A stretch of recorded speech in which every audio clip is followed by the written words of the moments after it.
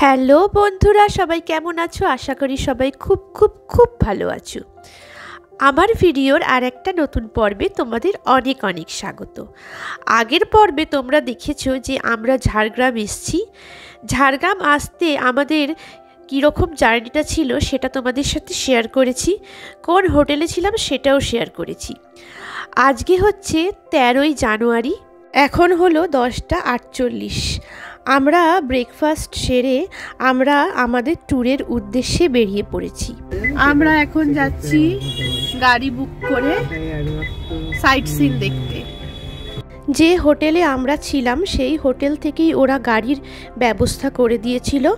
গাড়ি আমাদের দুদিনের ট্যুর করাবে।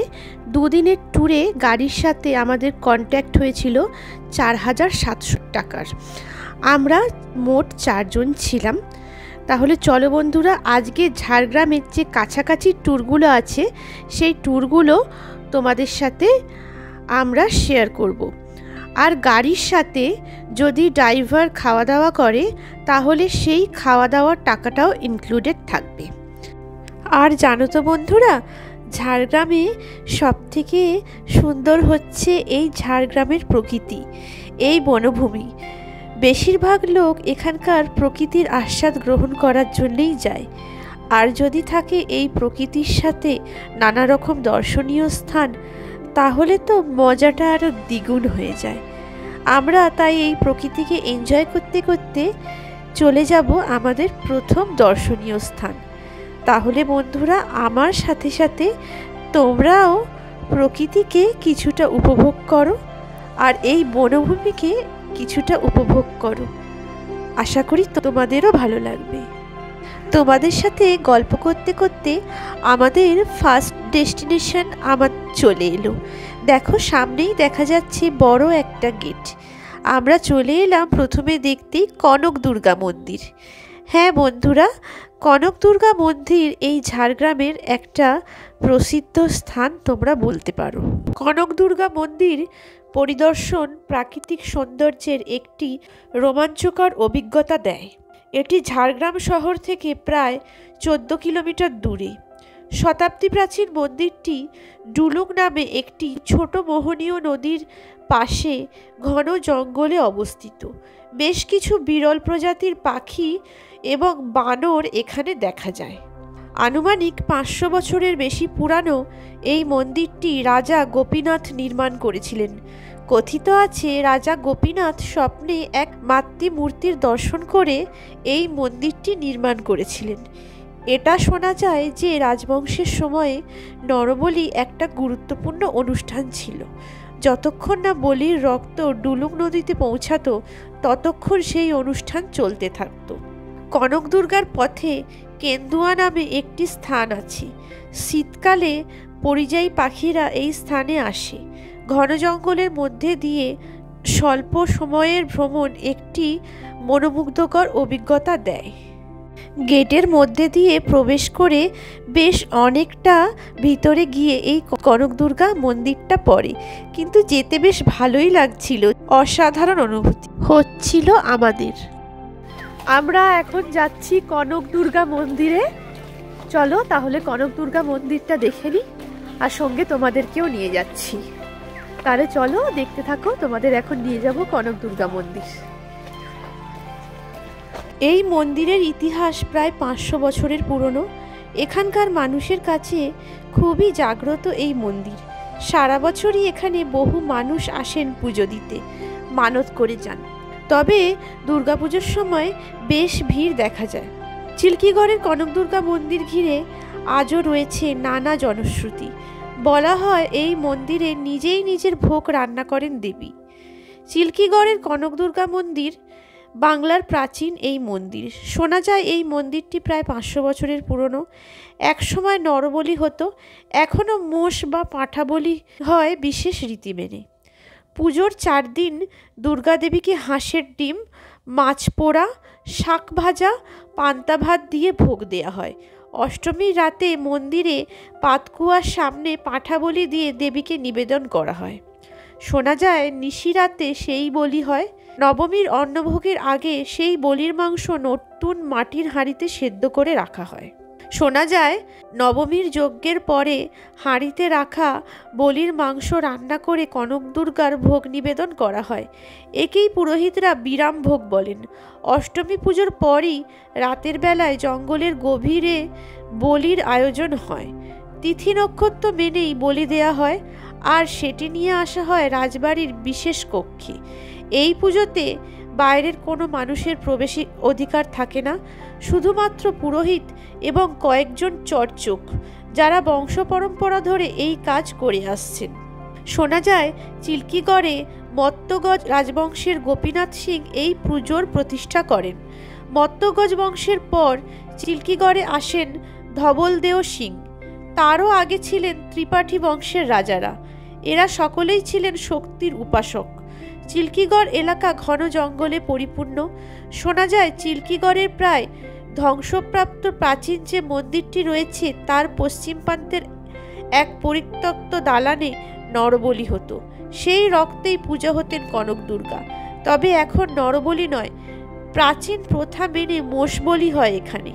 দশমীর ভোগে কনক দুর্গাকে দেয়া হয় পান্তা ভাতের সঙ্গে দেয়া হয় শাক ভাজা। এখানে দেবীকে বেশ কয়েক রকমের ভোগ নিবেদন করা হয়। অষ্টমী তিথিতে হাঁসের ডিমের ভোগ হিসেবে দেয়া হয়। বিরাম ভোগ নতুন মাটির হাঁড়িতে জল ও অন্যান্য সামগ্রী দিয়ে শালপাতা দিয়ে ওই হাঁড়ির মুখ ভেদে উনুনে চাপিয়ে দেয়া হয়। ওই উনুনে 3টি কাঠে আগুন জ্বেলে ঘরের দরজা বন্ধ করে তালাচাবি বন্ধ করা হয়। এরপর গভীর জঙ্গলে বলি দেয়া হয়। পরে নির্দিষ্ট সময়ে সেই বলির মাংস পরিষ্কার করে ওই হাঁড়িতেই রান্না করা হয়। স্থানীয়দের বিশ্বাস দেবী স্বয়ং এই ভোগ রান্না করেন। প্রাকৃতিক সৌন্দর্যে ভরা এই মন্দির ঝাড়গ্রাম থেকে প্রায় 15 কিলোমিটার ডুলুং নদীর তীরে গভীর জঙ্গলে রয়েছে এই মন্দির। এখানকার দেবী অশ্বারোহণী চতুর্ভুজা। 1960 সালের আসল মূর্তিটি চুরি হয়ে যায়। 1996 সালে গোপীনাথের বংশধররা অষ্টধাতুর কনক দুর্গার এই রেপ্লিকা মন্দিরে প্রতিষ্ঠিত করেন। মন্দির লাগোয়া এলাকায় বিশাল জঙ্গল, পর্যটনের জন্য বেশ ভালো। ঝাড়গ্রাম থেকে চিল্কিগড়ের দূরত্ব 15 কিলোমিটার। সেখান থেকেই অনেক ট্রেকার চিল্কিগড় যায়। চাইলে অটো বুক করেও ঘোরা যায়। এখান থেকে সোজা গেলেই দুলুং নদীটা পড়ে এই মন্দির চত্বরের মধ্যে। অনেকটা বড় মন্দির চত্বর, আর চারিদিকে গাছগাছালি দিয়ে ঘেরা। আর সেই বনভূমিগুলোকে সুন্দরভাবে এখানে রক্ষণাবেক্ষণ করা হয়েছে। এখানে চারপাশে ছিল প্রচুর বাঁদর, আর প্রাকৃতিক পরিবেশ সে কথা তো বলাই বাহুল্য। অসাধারণ প্রাকৃতিক পরিবেশ। চলো তোমাদেরকে ডুলুং নদীটা দেখিয়ে নিয়ে আসি। ডুলুং নামই এত মিষ্টি যে নদীর নাম, সে নদী যে সুন্দরী হবে তা ধরেই নেওয়া যায়। তবে এই নদী শুধু সুন্দরী নয়, যুবতীর মতো উচ্ছলও। প্রাচীন কনক দুর্গা মন্দিরের পেছনের দিকের পথ নেমে গেছে কনক অরণ্যের সবুজ দেয়াল ভেদ করে ডুলুং নদীর ধারে। স্বনামধন্য সুবর্ণরেখার শাখা নদী সুন্দরী ডুলুং। এর উৎপত্তি ছোটনাগপুর মালভূমির বুকে পূর্ব সিংভূম জেলার চাকুলিয়ার কাছে, বর্তমানে ঝাড়খণ্ড। সেখান থেকে ভিন্ন পথে সুবর্ণরেখার এই শাখা নদী বয়ে গেছে পশ্চিম মেদিনীপুরের বিনপুরের দিকে। বিনপুরের ডুলুংডিহার কাছে বর্ষা স্নাত দেড়নালা, কোপান নালা এবং পালপাতা নালার মতো মরশুমি ঝর্ণাও নদীর সাথে মিশে মিষ্টি ডুলুং নাম নিয়ে ঝাড়গ্রামের ওপর দিয়ে বয়ে গোপীবল্লভপুর হয়ে আবারও গিয়ে মিশেছে সেই সুবর্ণরেখাতেই। যাত্রাপথে রেখে গেছে তার রূপকথার সাক্ষী। নদীর ধারের কটা সিঁড়ি ভেঙে নেমে আসতে হয় লাল কাঁকরের পটভূমিতে। আর কিছুটা এগোলেই স্পর্শ পাওয়া যাবে স্বচ্ছ শীতল এবং দুরন্ত ডুলুং নদীর।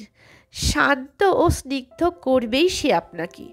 তবে বর্ষাকালে এর ব্যাপ্তি এবং দুরন্তপনা আপনার মনে ভয় ধরাতে পারে। তখন সে জেগে ওঠে ভয়ঙ্করী রূপে। স্বচ্ছতার জল বয়ে গেছে ছোটোখাটো পাথুরে বাধা অতিক্রম করে আপন মনে আপনার মনটাকে ভিজিয়ে। নদীর এই পার বরাবর জঙ্গল হলেও কিছু কিছু খালি অঞ্চলও আছে। এদিক সেদিক কিছু দূরে গ্রামের মানুষরা তাদের নিত্যকার কাজকর্ম সেরে নিচ্ছেন, ধোয়া মোছা, চান করা এবং মাছ ধরা। নদীর অপর পার সবুজ হলেও জঙ্গলময় নয়, চাষের কাজে ব্যবহার হয়েছে প্রধানত।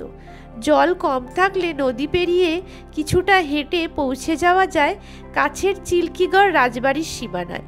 পিকনিকের মরশুমে চূড়ান্তভাবে নিগৃহীত হয় এই প্রিয় ডুলুং। তার ছাপ থেকে যায় অনেক দিন পর্যন্ত। এখানে এসে আপনি বেশ একটা অন্যরকম আমেজ পেলেও দয়া করে থার্মোকল, চিপসের প্যাকেট, প্লাস্টিক বা কাঁচের বোতল ছেড়ে আসবেন না। ডুলুং অপূর্ব সুন্দরী, সবাই আসুন, কিন্তু এর বিশুদ্ধতাও রক্ষা হোক। অপরূপ প্রাকৃতিক সৌন্দর্যে ঘেরা এই কনকদুর্গা মন্দির আর ডুলুং নদী। এইখানে পূজা সামগ্রী কেনার দোকানপাটও আছে। আমাদের ডুলুং নদী আর কনকদুর্গা মন্দির দর্শন হয়ে গেছে, এবার আমরা বেরিয়ে যাব। কনকদুর্গা মন্দির আমরা বেরিয়ে যাচ্ছি দেখে, এরপর আমরা যাব অন্য ডেস্টিনেশনে। তাহলে চলো, দেখা হচ্ছে সেখানে গিয়ে তোমাদের সাথে। দেখতে থাকো ব্লগটা, আশা করি ভালো লাগবে। চলো বন্ধুরা, এরপর আমাদের নেক্সট ডেস্টিনেশন হলো চিল্কিগড় রাজবাড়ি। এই কনকদুর্গা মন্দির চিল্কিগড় রাজবাড়িরই প্রতিষ্ঠিত মন্দির। যেতে যেতে পথে পড়ল সেই ডুলুং নদী। তারপর আমরা আমাদের নেক্সট গন্তব্য চিল্কিগড় রাজবাড়ির উদ্দেশ্যে এগিয়ে চললাম। চলো বন্ধুরা, চিল্কিগড় রাজবাড়ির কিছু কথা এখানে তোমাদেরকে জানিয়ে রাখি। ঝাড়গ্রাম শহর থেকে প্রায় 13 কিলোমিটার দূরে ডুলুং নদী এবং কনকদুর্গা মন্দিরের অনতি দূরে জামবনি ব্লকের অন্যতম আরেকটি গুরুত্বপূর্ণ দর্শনীয় স্থান হল চিল্কিগড় রাজবাড়ি। চিল্কিগড় নামটা বেশ রোমাঞ্চকর। বড় রাস্তার উপরেই রাজবাড়ি প্রবেশের বড় তোরণদ্বার, ঢুকেই একটা উন্মুক্ত প্রান্তর। বাঁদিকে একটা বৃহৎ অশ্বত্থ গাছ, তাতে অনেক টিয়ার বাসা। তার পাশ থেকে একে একে চোখে পড়ল 3টি মন্দির, পরিত্যক্ত সার্ভেন্ট কোয়ার্টার ও আউট হাউস এবং ডাইনে মূল রাজপ্রাসাদ। সব মিলিয়ে সুন্দর মনোরম পরিবেশ। প্রায় 300 বছর আগে জামবনির রাজা ছিলেন ভূমিপুত্র সামন্ত রাজা গোপীনাথ সিংহ এবং চিল্কিগড় ছিল তার রাজধানী। চিল্কিগড়ের প্রাচীন কনকদুর্গা মন্দির এবং এই রাজবাড়িটি রাজা গোপীনাথ সিংহের আমলেই তৈরি।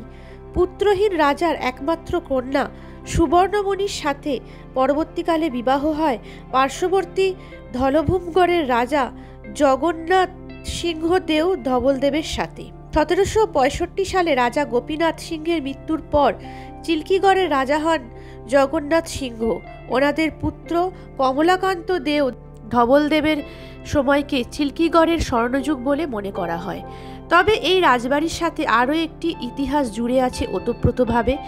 ইতিহাসের চুয়ার বিদ্রোহ চলাকালীন রাজা জগন্নাথ সিংহ এই চিল্কিগড় রাজবাড়ি থেকেই 1769 সালে ধল বিদ্রোহের ঘোষণা করেন।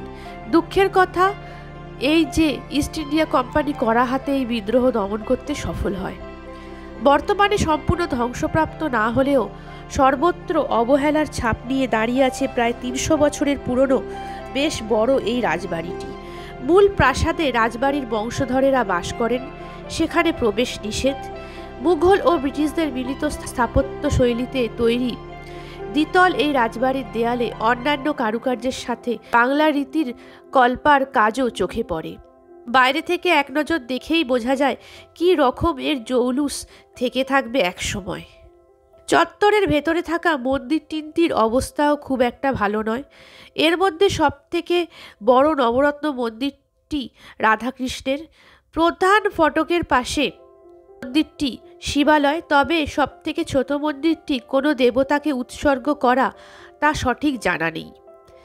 জগন্নাথ দেবের হলেও হতে পারে, কারণ রাজবাড়ির বাইরে লোহার তৈরি বড় রথের কাঠামো যে রাখা আছে তা দেখেছি। পরিশেষে বলি, চিল্কিগড় রাজবাড়ি ঘুরে আমার অভিজ্ঞতা খারাপ না। এই রাজবাড়ির চত্বর অবাধে প্রবেশ করা যায়, কোনো টিকিট কাটতে হয় না। চিল্কিগড় রাজবাড়ির একদম নিজস্ব চরিত্র, তার অবস্থান, ঐতিহ্য এবং পারিপার্শ্বিক পরিবেশ মিলেমিশে বেশ একটা অন্যরকম অনুভূতি তৈরি হয়েছিল এখানে। যত এখানকার ঐতিহাসিক সমস্ত জিনিস দেখছি আর জানছি, তত বেশি বেশি চমৎকৃত হয়ে যাচ্ছি। আমার আবার এইসব ঐতিহাসিক জিনিসের প্রতি একটু বেশি ইন্টারেস্ট, তাই বারবার যেন এইসব ঐতিহাসিক নিদর্শন আর জিনিসের সান্নিধ্য পেয়ে মন বারবার অতীতে ফিরে যায়। আমাদের চিল্কিগড় রাজবাড়ি দেখা হয়ে গেছে। এখন আমরা চলে এসেছি ঝাড়গ্রামের ট্রাইবাল মিউজিয়াম দেখতে। এই হচ্ছে শালবনির জঙ্গল ঝাড়গ্রামের। এই জঙ্গলের মধ্যে দিয়ে রাস্তা দিয়ে আমরা চলে এলাম ট্রাইবাল মিউজিয়াম দেখতে। এটাকে বলা হয় ট্রাইবাল ইন্টারপ্রিটেশন সেন্টার। এটা একটা আদিবাসীদের মিউজিয়াম। এখানে বিভিন্ন রকম মূর্তি করা আছে। সেই মূর্তির সাথে আমরা নানা রকম ফটো, ভিডিও ইত্যাদি তুলে নিলাম। তারপরে আশেপাশে প্রচুর বিশাল জায়গা, সেই বিশাল জায়গাটা একটু ঘুরে দেখলাম। গাড়ি পার্কিংয়ের সমস্ত সুন্দর ব্যবস্থা আছে। তারপরে এখানকার নিজস্ব গেস্ট হাউসও আছে। আর জঙ্গলের মাঝে মাঝে নানা রকম মূর্তি বসানো আছে, দারুণ লাগছিল। তাহলে বন্ধুরা চলো তোমাদের ট্রাইবাল ইন্টারপ্রিটেশন সেন্টারটা একটু দেখিয়ে দিই। এটা হলো একটা মিউজিয়াম যেটা স্টেট গভর্নমেন্ট বানিয়েছে সেখানকার আদিবাসীদের কালচার আর ঐতিহ্য বোঝাবার জন্য। এই ট্রাইবাল ইন্টারপ্রিটেশন সেন্টারটা শালবনের মধ্যে ঝাড়গ্রাম শহর থেকে 1 কিলোমিটার দূরে অবস্থিত। এখানে কিছু কটেজ আছে ট্যুরিস্টদের জন্য, আর একটা ওপেন স্টেজ আছে কালচারাল প্রোগ্রাম। আমরা মিউজিয়ামের ভেতরে প্রবেশ করেছি। মিউজিয়ামের ভেতরে সেরকম কোনো গার্ড বা কোনো লোককে বসে থাকতে দেখলাম না, ফাঁকাই দেখলাম। আর খুব অল্প সংখ্যক মানুষই এসেছিলেন। এই মিউজিয়ামের ভিতরে সাঁওতাল আদিবাসীদের নানা রকম তাদের ঐতিহ্য ও কালচারের বিভিন্ন জিনিসপত্র এখানে ছিল। সেসব তোমাদের আস্তে আস্তে দেখাবার চেষ্টা করছি। তারা কি রকম জিনিস ব্যবহার করত, কি রকম পোশাক পরত, কি রকম অস্ত্রশস্ত্র বাসনপত্র তারা ব্যবহার করত। তারপরে তাদের সাঁওতাল বিদ্রোহের নানা রকম গল্প, নানা কিছু আঁকা ছিল এই মিউজিয়ামের মধ্যে। তোমাদের দেখাচ্ছি, চলো, আশা করি তোমাদেরও ভালো লাগবে। এই দেখো বন্ধুরা, এখানে সাঁওতাল বিদ্রোহের ইতিহাস ছবির সাথে সাথে সুন্দরভাবে এখানে গল্পের আকারে এখানে লেখা আছে। যারা তোমরা সাঁওতাল বিদ্রোহের ইতিহাস সম্পর্কে কম বেশি জানো, তারা আশা করি এই ঘটনা সম্পর্কে কিছুটা হলেও অবহিত থাকবে। তাহলে বন্ধুরা চলো, বাকি আরও কী কী জিনিস আছে সেগুলো তোমাদের সামনে আমার ভিডিওর মাধ্যমে তুলে ধরি। আশা করি ভালো লাগবে।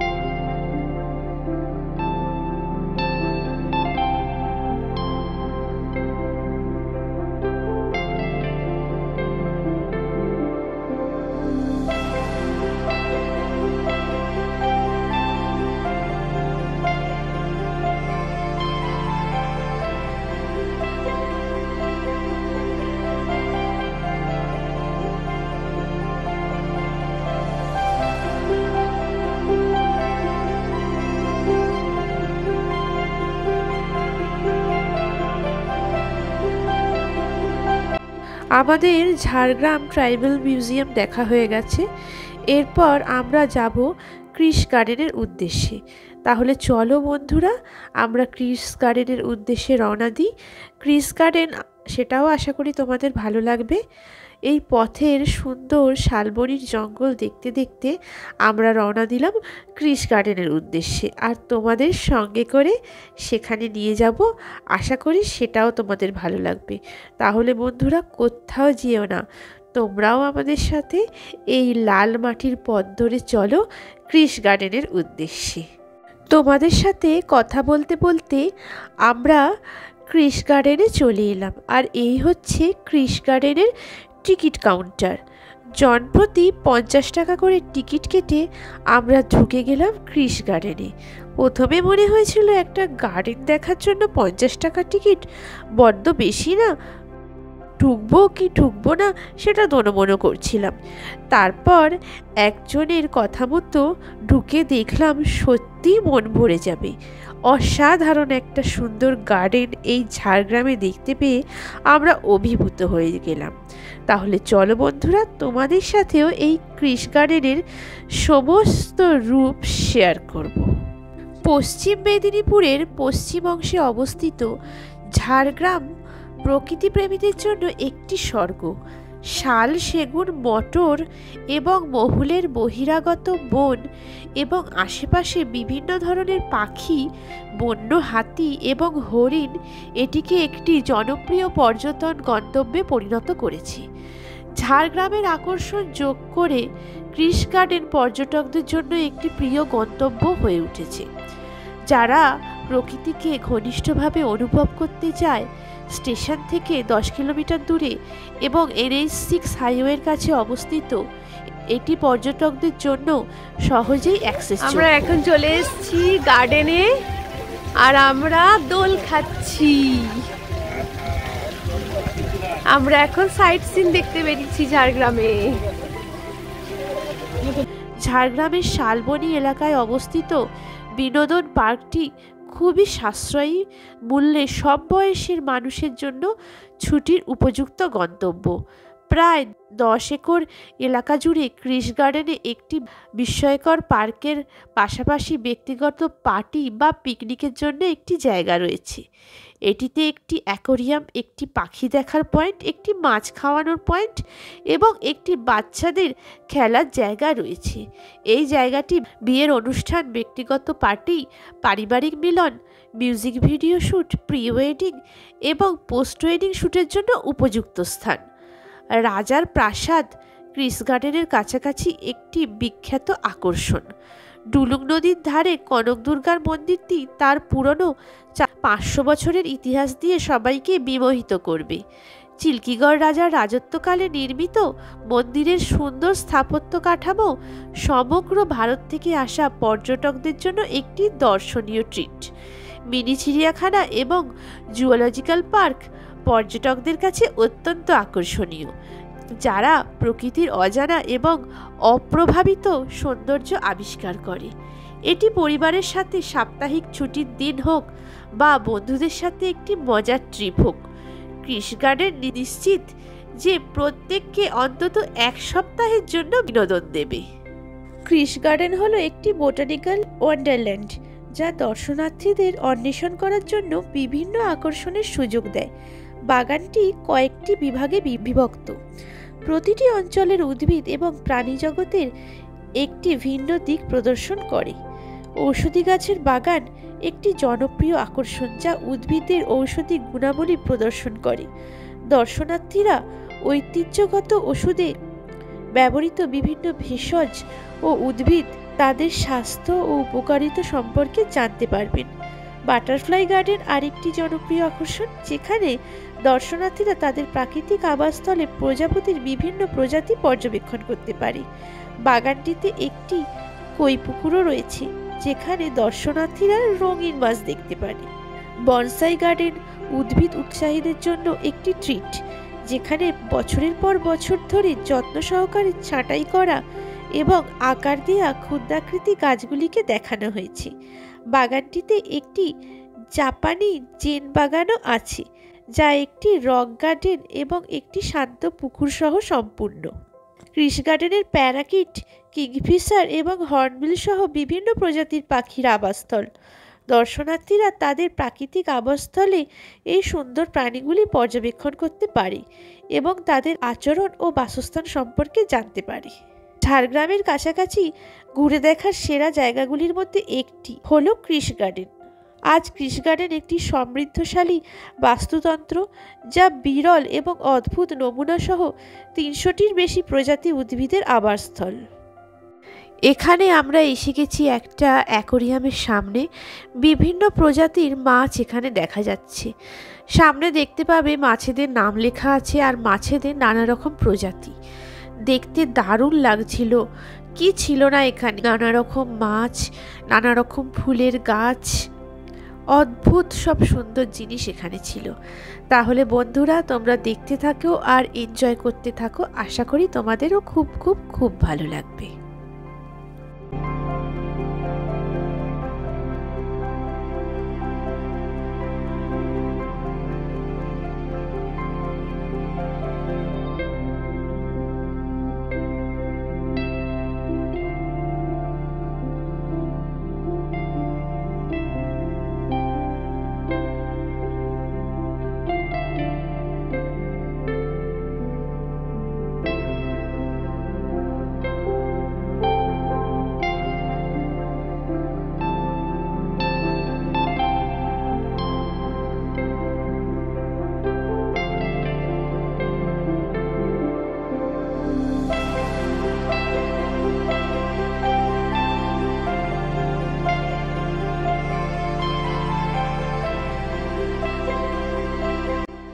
আমাদের অ্যাকোরিয়াম দেখা হয়ে গেছে, আমরা গার্ডেনে বেরিয়ে এসেছি। এখন আমরা যাব, এখানে বিভিন্ন প্রকার পাখি রাখা আছে, এছাড়া খরগোশ রাখা ছিল, সেগুলোই তোমাদেরকে দেখাবো। আশা করি তোমাদেরও ভালো লাগবে। আমাদের তো দারুণ লাগছিল। অসাধারণ সুন্দর একটা গার্ডেন, আর সেই গার্ডেনের মধ্যে বিভিন্ন রকম পাখি এখানে রাখা ছিল। হলুদ পাখিটা ডাকছে, ওই হলুদ পাখিটা ডাকছে। সুন্দর, ওই হলুদটা নিয়ে যাবো। তুই কিনেছিলিস কি রে? হ্যাঁ, স্পিঞ্জের মতো। স্পিঞ্জি এটা। কিছু ছোট হয়, বড় হয়ে গেছে কি?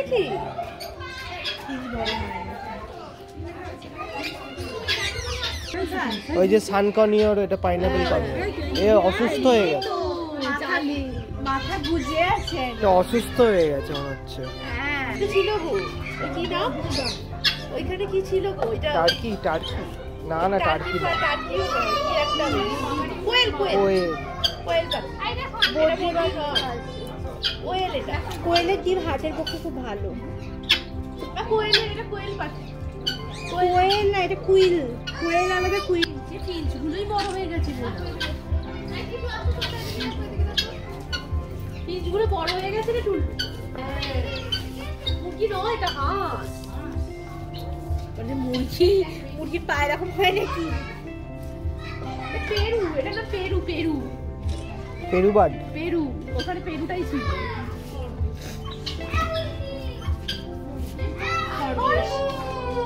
বাবা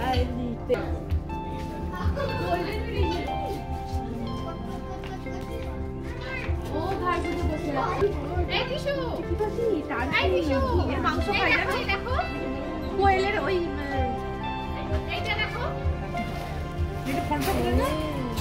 এটা ছেলে, এটা ছেলে, এগুলো মেয়ে। কি রে, হাতে কামড়ে দিস? এটা ছেলে, এর মাংস খাই, জানো মা? টার্কির মাংস খাই গো মা। এর মাংস খুব ভালো হয়। কি লাগছে, খারাপ লাগছে?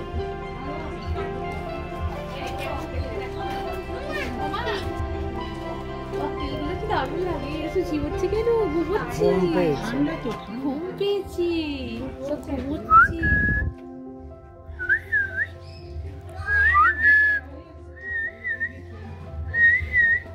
ওখানে অনেক, দেখো এটুলের ওখানে অনেক ভর্তি। এইটাই, এটাও সুন্দর, সবকটাই সুন্দর।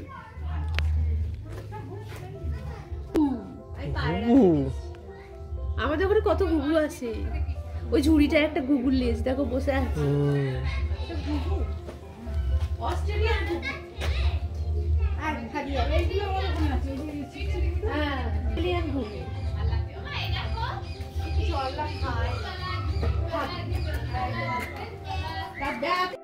এরপর আমাদের গার্ডেন দেখা হয়ে গেছে, আমরা এবার বেরিয়ে যাব। তাহলে চলো বন্ধুরা, চলো। এখন অনেকটাই বেলা হয়ে গেছে, আমাদের কিছু লাঞ্চ করা হয়নি। আমরা লাঞ্চ করতে যাব। কোথায় লাঞ্চ করব, কি খাবো সমস্তই তোমাদের সাথে শেয়ার করব। এখন আমরা গার্ডেন থেকে বেরিয়ে যাচ্ছি। গার্ডেন থেকে বেরিয়ে যেতে যেতেও প্রচুর সুন্দর সুন্দর গাছ আর চারিদিকের দৃশ্য খুব সুন্দর ছিল। তোমাদের সাথে সব কিছু শেয়ার করব। গার্ডেনটা এত সুন্দর ছিল যে বলার নয়। এই ভিডিওর মাধ্যমে সবটা তুলে ধরা কখনোই সম্ভবপর নয়, তাই যতটা সম্ভব তোমাদের সামনে এর সৌন্দর্য তুলে ধরার চেষ্টা করছি। আশা করছি তোমরা যখন যাবে, গিয়ে চাক্ষুষ করবে, তোমাদের এই গার্ডেনটা অবশ্যই ভালো লাগবে। তাহলে বন্ধুরা দেখতে থাকো আর সঙ্গে থাকো।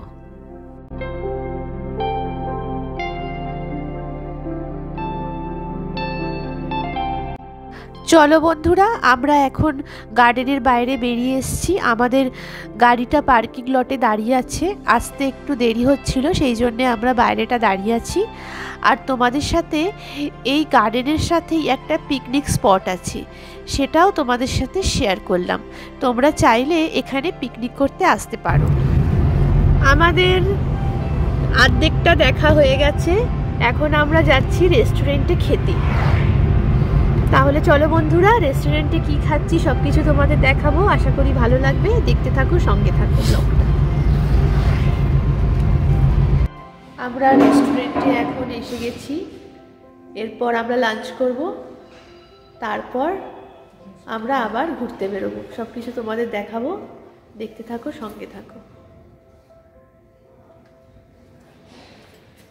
আমরা এখন রেস্টুরেন্টে বসে আছি, আমরা খাবার অর্ডার দিয়েছি, খাবার আসছে। রেস্টুরেন্টটা মোটামুটি ভালোই ছিল, পরিষ্কার পরিচ্ছন্ন, তবে প্রাইসটা একটু হাই ছিল। ড্রাইভারও খাবে, আমাদের এই ট্রিপে ড্রাইভারও লাঞ্চ করবে, আর সেটাও ট্রিপের মধ্যে ইনক্লুডেড। আর বন্ধুরা, ভিডিওগুলো তোমাদের কেমন লাগছে অবশ্যই বলো। যদি ভালো লেগে থাকে তাহলে লাইক, কমেন্ট, শেয়ার করো। আর আমার চ্যানেল হ্যাপি উইথ সঞ্জুক্তা অবশ্যই সাবস্ক্রাইব করো, আর মনে করে নোটিফিকেশন বেলটা অন করে দিও। তাহলে যখনই আমি একটা নতুন ভিডিও দেব, তার ইনস্ট্যান্ট নোটিফিকেশন তোমাদের কাছে চলে যাবে। তাহলে চলো বন্ধুরা, আমাদের লাঞ্চ এসে গেছে। আর কি কি লাঞ্চে আমরা অর্ডার দিয়েছিলাম তোমাদের সাথে শেয়ার করে নিই। আমাদের লাঞ্চে ছিল ভাত, আর ছিল মাছ, ডাল, এছাড়া ছিল একটা ফুলকপি আলুর সবজি, এছাড়া ছিল একটা মিক্স ভেজ, আর ছিল চিকেন। সমস্ত খাবারই আমাদের দিয়ে দিয়েছে। এরপর আমরা খাওয়া শুরু করব। খাবার দাম একটু হাই হলেও কোয়ালিটি মোটামুটি ভালো ছিল। অল ওভার মোটামুটি খাবার দাবার ভালোই ছিল, রেস্টুরেন্টটাও ভালো ছিল, আমাদের খেতে কোনো অসুবিধা হয়নি। তোমরাও যখন যাবে এই রেস্টুরেন্টটা ট্রাই করতে পারো। আমাদের চিকেন এসে গেছে, আশা করি তোমাদের ভালো লাগবে। তাহলে বন্ধুরা, ভিডিওটা আমরা এখানেই শেষ করলাম। এখনও আমাদের ট্যুর শেষ হয়নি, খেয়ে দিয়ে আমরা আরও কয়েকটা জায়গায় যাব, কিন্তু সেটা আমি তোমাদের সাথে পরের ভিডিওতে শেয়ার করব। তাহলে বন্ধুরা, সবাই সুস্থ থেকো, ভালো থেকো, সাবধানে থেকো, আর আমার পরবর্তী ভিডিওর জন্য অবশ্যই অপেক্ষা করো।